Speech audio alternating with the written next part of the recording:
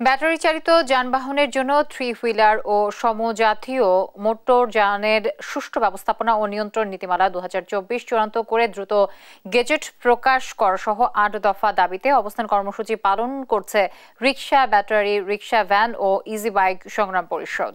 বৃহস্পতিবার সকাল 11টায় রাজধানীর জাতীয় প্রেস ক্লাবের সামনে এই অবস্থান কর্মসূচি শুরু হয়।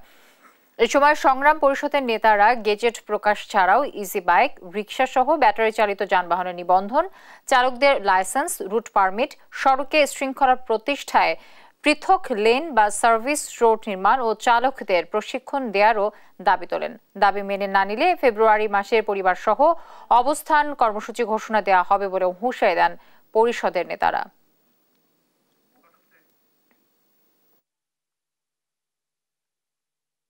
তাদেরকে একটি লাইসেন্সের আওতায় নিয়ে আসা, যার মধ্য দিয়ে তারা কোথায় চলবে, কোন রুটে চলবে এবং ট্রাফিকগতভাবে তাদের যে শৃঙ্খলা জানা, ট্রাফিক আইন জানা, সেই প্রশিক্ষণগুলোর ব্যবস্থা করা। সরকার নীতিমালা চূড়ান্ত না করে আগামী মে মাসে ঢাকায় সারা দেশ থেকে আমাদের শ্রমজীবীরা, রিক্সা চালক, ব্যাটারি রিক্সা আসবেন।